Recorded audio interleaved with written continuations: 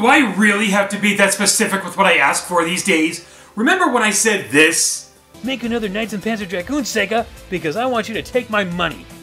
Well, you took my money. Clap, clap. Believe it or not, folks, SEGA has more franchises than Sonic, Bayonetta, and Persona. Just play the SEGA Mini Classic to see that they have more stuff. Well, the stuff they actually own. SEGA. People want more Ristar. They want more Skies of Arcadia, Golden Axe, Jet Set Radio, and Billy Hatcher, just to name a few. I have someone in the Discord server that would cry if another Rhythm Thief game gets announced. I wanted more Knights, Super Monkey Ball, and Panzer Dragoon. Heck, I even wanted Bug to come back. And yes, I did play it on the Saturn. Admittedly, of those four, PD was the one I had the least experience with. But it's an on-rail shooter riding a dragon. How can you possibly fail with that? I don't think that's on rails, but I get your point. Seeing them show off a remake of the original at Nintendo's E3 2019 Direct got me a little excited. I only played the original through the Xbox Panzer Dragoon Order title, but only up to level 3. I really wish I kept playing to give me a heads up. The original game was first released for the successful Sega Saturn in Japan. It bombed everywhere else, and this guy, Bernie Stoller, was usually to blame. While I can't find the articles, fans remember hearing him say things like 2D platformers and RPGs won't sell anymore, and the Saturn is not our future, years before the Dreamcast was coming out. If that's true, then yeah, this guy doomed the Saturn in America. The Panzer Dragoon series had 3 titles on the Saturn, with the third one, Saga, being heavily praised and critically acclaimed. But if you don't have one, like me, then I hear they're planning to remake the second game, and I can't help but wonder why they don't remake the third one as well and save us all a lot of money. Well, maybe that's because of who's actually developing the games. They're done by Megapixel Studios, who have a whopping 0 games under their belt. But to be fair, they only just started in 2019, so that's understandable. They're a subsidiary of Forever Entertainment, and they're basically known for their work on the House of the Dead series. I'm just hoping this and some other Sega series won't be dead again.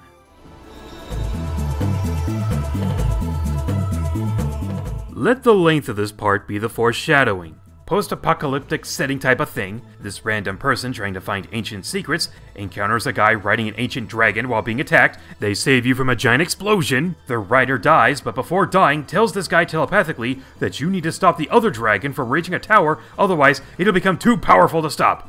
Spoiler alert, they're lying. It's super easy even on hard mode. I'm sure there's more to it, but in all honesty, more is less to me in this situation. I'm not exactly invested in the story.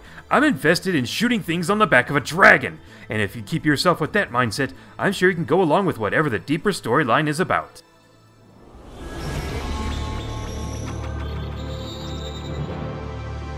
As you might have heard me say earlier, this is an on-rails shooter, and what makes it stick out from other games in the genre is the fact that you can rotate your camera angle to 4 different positions. Yes, turning your head to look around and even behind you was something we hadn't really seen before. Remember, it was the 90s. You could be a big deal by having more colors. That said, it did seem more impressive because it looked like there was more going on around you. In something like in the original Star Fox, you just kept going forward. You never had to focus on what was around you because there was nothing else there. But here, the whole world is out to get you and you better watch your back!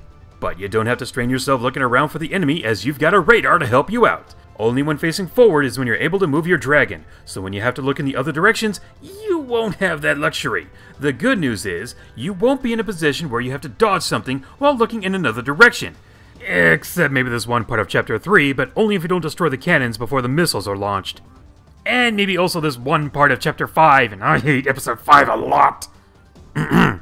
You can fire little shots or hold down the button to have multiple lock-on charge shots. How many can you lock on 2 at a time? The levels are extremely short. Most can take about 5 to 10 minutes to beat. I only wish I was exaggerating. You know how some shooters will give you power-ups or extra lives or a way to recover your health? Yeah, you don't get those here. In fact, you only get more health by dying or by clearing a level, and if it's by the latter, then you might not even get your health fully restored. If this was the first of its genre, I can forgive it, but it's not, so I don't. If you die, you can continue, but you have a limited amount of tries. You start off with a certain amount, but you can get more by having a higher clear rate percentage at the end of a level. Every level ends with a boss fight, except the 6th one, which leads into the final boss. Why'd they split them up?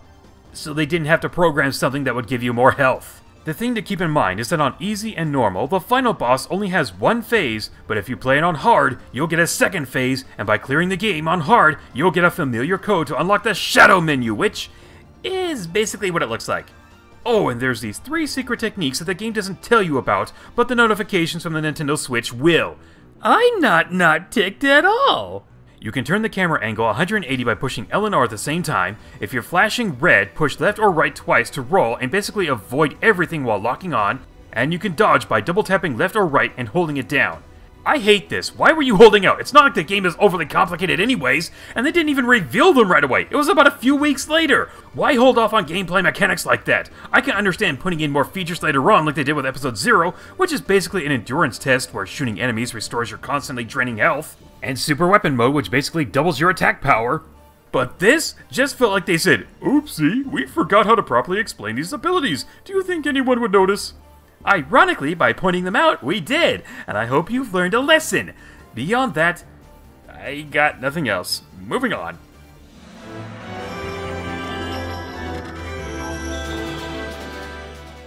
I appreciate the fact that these guys were trying to be as faithful to the original as possible. I can only wish the other entertainment industries tried that. But instead of adding more than just control methods and building off of it, they upgraded the models, remixed the music, and basically called it a day. Oh, and you can pause the game to take pictures. I kinda like that idea. That's what helped me with the thumbnail for this video. The music is kind of somber and somewhat atmospheric. I can't quite recall any tracks, but I was okay with what I heard, and they even updated the game to let you have the original soundtrack. It runs smoothly, and thanks to version 1.3, it runs at 60 frames per second. You guys seriously couldn't even wait a little longer to have that as a basic feature? Why? There's some nice little attention to details, such as shooting soldiers off of certain platforms and getting a pretty laughable cheesy animation for it. Some enemies do show battle damage. The lighting is actually kind of impressive. I mean, just look right here. You're not going to notice this during the game, but it's there. It's not overly complicated. Everything loads in instead of popping up like the original. It allows you to adjust the speed of your reticle. Hold on. I found something here. Almost got it. Ha! The 4th level boss! Unlike the others, this guy doesn't allow you to lock onto the weak points right away, so you'll actually have to aim for a little bit. But, I can't put this off any longer!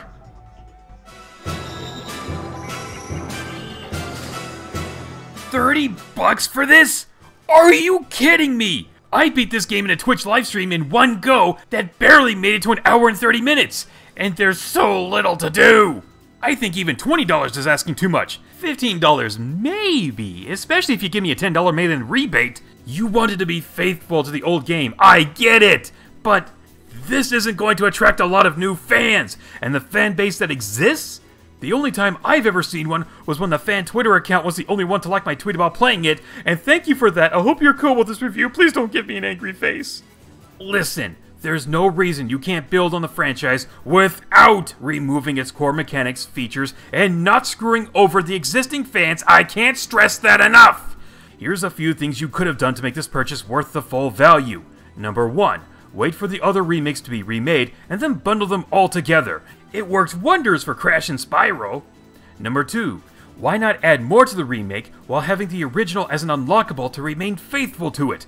Just off the top of my head, here's a few extra attacks and a move you could have added. A power-up move that acts like an air slash, covering a wider horizontal area. I actually forgot the prototype dragon does that, but I'd still like to use it myself. A fireball that when it hits an object, it causes a large explosion, and if an enemy gets too close, you can use a dragon roar to knock them away. But it would be limited by a gauge meter, so you can't keep spamming it. The extra move would be a boost like the Sonic and Star Fox series, allowing quick escapes and possibly protecting you from certain objects. But you can't just hold it down, it's more of a time push mechanic that, like the previous Dragon Roar, would need to recharge. To give a little credit, version 1.3 did give us Super Weapon Mode, which basically doubles your attack power, has little orbs circle around you, and changes the color of your attack. Which is nice and all, but I like to see different attacks that have different effects to them, instead of just version 2.3. As well as a faster feature, but I can't enjoy playing the game like this. Number 3. The load screens. You didn't need to replicate the loading of the old gen systems. Remember, nostalgia can be either great or dangerous, and it depends entirely on how you use it. This is embarrassing, and it still hasn't loaded yet, and I'm running out of things to say. This is bad and sad, and I'm not glad. Why didn't you use this time to talk about the moves that you tell us outside of the game? Why didn't you do that? Look, I could just slap it on right there. Wouldn't have taken that much effort. It would at least give the load screen something. Maybe switch between them? I don't know. I'm basically stalling right now just so you can see how long these load screens really go. Why hasn't it loaded yet? Oh! Finally! Number 4. Your control options are bad and missed a major opportunity here. You have Classic, Modern, and Gyro. Classic is the way to go, as Modern has you move with the left stick and aim with the right. I swear they don't playtest things at SEGA anymore. With Classic mode, well, moving the dragon and shooting don't feel like they are working together. I can't really explain it, but there are times where it feels like they are begrudgingly trying to be on the same page, if by force, and not a natural thing. Funnily enough, using the D-pad or the D buttons instead of the control stick actually feel more responsive. Gyro, on the other hand, what were you guys thinking? Only the left Joy-Con works, and it's just to move the dragon around, while the left control stick moves the aiming reticle. Meanwhile, the right one doesn't have gyro controls, so there's no way to aim with the right Joy-Con, which would have made a lot more sense. And we've seen this on the Switch already. Clubhouse 51 Games and the Super Mario 3D All-Stars Collection prove that you can do that. This would have made the game far more enjoyable to play in docked mode. This is such a backwards concept. Who thought this was a good idea? SEGA! Of course! And not to feel like I'm kicking a man while they're down, but I have to bring up the presentation. I have 2 issues here. Yes, the graphics are updated, and I brought up the lighting before. Heck, I still think this looks nice for back in the day. But this would have looked better a generation or 2 ago. I think the game would have looked more visually stunning if you had gone with the concept art that was shown off in the credits, and maybe made them more of a cel-shaded animated style, instead of, well, trying to look realistic, but you don't quite go all the way. The other thing is that the levels feel like they only use different shades of one color. The first level is nice and uses some nice colors and settings, but then you get levels that are orange, and dark brown, dark with bright lighting. This one is nice, but there's something about the trees and the lighting that make it look fidgety and it just feels very distracting. And shades of... Here's level 2 from the remake, and here's what it looked like back then. Here's also level 3. Why does it look like the older one uses more variety of colors? Once again, $30 for this, and it feels so barren and basic. Respectful, yes, but kind of a cheap cash grab, really.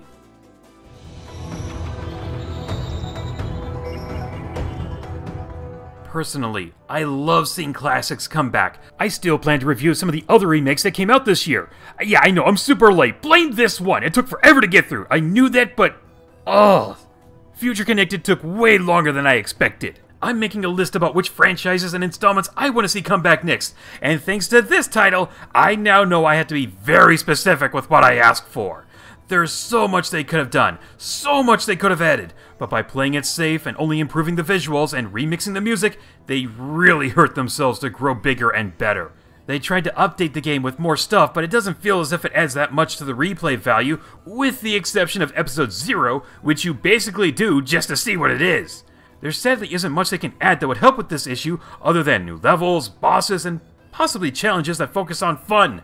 Ultimately, it's the short life the game has, and the high price that make it hard to recommend. Oh, here it comes, the 1 out of 5! What? No! Even though I feel ripped off, the game isn't busted, broken, unplayable, or anything like that. It functions, and doesn't make any design choices that I absolutely hate, except for maybe level 5. Remember that when the time comes for another game I have planned to review. But for this one, a 2 out of 5. The idea was there, but not a lot of effort was put into it. What is up with the 5th boss? I beat it, but I have to wait for it to completely cycle through its pattern before it dies. I feel like I'm just standing by watching awkwardly while it's dying over-dramatically. Apparently, the language in the game is its own made-up language called Panzerese. I'm not sure they needed to go the extra mile for only a few sentences, but I can appreciate them trying. I was going to bring up the fact that they should have added in multiple paths, but then I heard that the sequel actually included that, so it's nice to know that they took future criticism to heart. I've heard that just in the first weekend sales, the game made double its production budget. I really want to know how many copies it sold. I need to see this and how much it cost them to make a game this short. Sega, if this is how you're handling your remakes, remasters, and ports with this and Monkey Ball Banana Blitz, then I'm now super worried about a Sonic Adventure 1 remake.